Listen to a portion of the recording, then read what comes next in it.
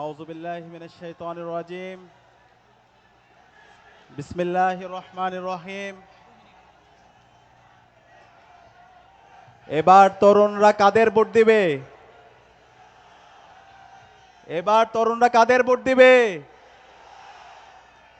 তরুণরা তাদের ভোট দিবে যারা তিনটা বিষয়ে তাদের অবস্থান পরিষ্কার করবে। এক নাম্বার হচ্ছে তরুণরা তাদের ভোট দিবে যারা জুলাই বিপ্লব এবং রাষ্ট্র সংস্কারের পক্ষে। তরুণরা তাদের ভোট দিবে যারা চাঁদাবাজি, টেন্ডারবাজি, সন্ত্রাস, দর্শন এবং মাফিয়া তন্ত্রের বিরুদ্ধে জিরো টলারেন্স নীতি ঘোষণা করবে।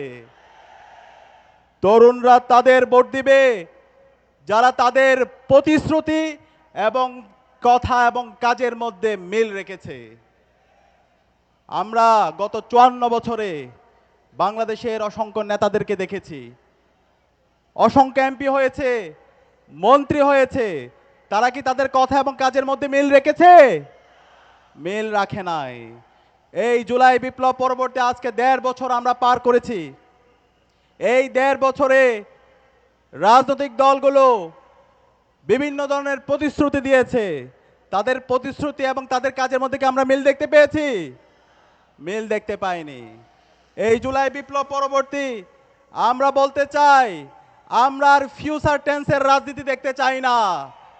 এই যে ফ্যামিলি কার্ড দিব, কৃষি কার্ড দিব, এটা দিব, ওইটা দিব, এই ধরনের ফিউচার টেন্সের রাজনীতি দেখতে চাই না। আমরা প্রেজেন্ট পারফেক্ট টেন্সের রাজনীতি দেখতে চাই, যে রাজনীতি হবে যারা ইতিমধ্যে কাজ করে দেখিয়েছে। এই জুলাই বিপ্লব এবং গত ৫৪ বছর জুড়ে বাংলাদেশের রাজনীতিতে যারা কথা এবং কাজের মধ্যে মিল রেখেছে, আমরা তাদেরকেই প্রতিনিধি হিসাবে আমাদের আগামী সংসদে পাঠাবো।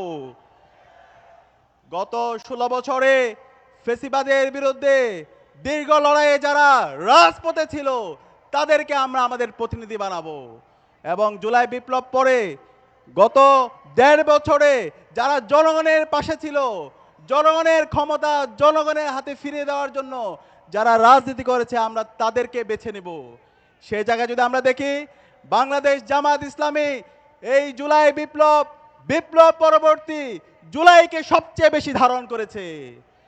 জুলাই বিপ্লবের উপর যতগুলো কাজ হয়েছে, সব কাজের মধ্যে জামাত ইসলামের কাজ অন্যতম, গুরুত্বপূর্ণভাবে তারা গুরুত্বপূর্ণ ভূমিকা রেখেছে। জামাত ইসলামের সম্মানিত আমির জামাত ডাক্তার শফিকুর রহমান সকল শহীদ পরিবারের কাছে গিয়েছে, শহীদ পরিবারের কথাগুলো শুনেছে। জুলাই বিপ্লবের মাধ্যমে যে তারুণ্য তৈরি হয়েছে, সেই তারুণ্যকে ক্ষমতায়ন করার জন্য তিনি রাত দিন এক করে কাজ করে যাচ্ছে। এবং আপনাদের ১৪ গ্রামের মাটি ও মানুষের নেতা ডক্টর সৈয়দ আব্দুল্লাহ মোহাম্মদ তাহের এই জুলাই বিপ্লব এবং ৯০-এর স্বৈরাচার বিরোধী আন্দোলনের নেতৃত্ব দিয়েছে। আপনাদের ডক্টর সৈয়দ আব্দুল্লাহ মোহাম্মদ তাহের ভাই শুধুমাত্র এই ১৪ গ্রামের নেতা না, তিনি সারা বাংলাদেশের নেতা, তিনি সারা বিশ্বের মুসলিম যুবকদের নেতা।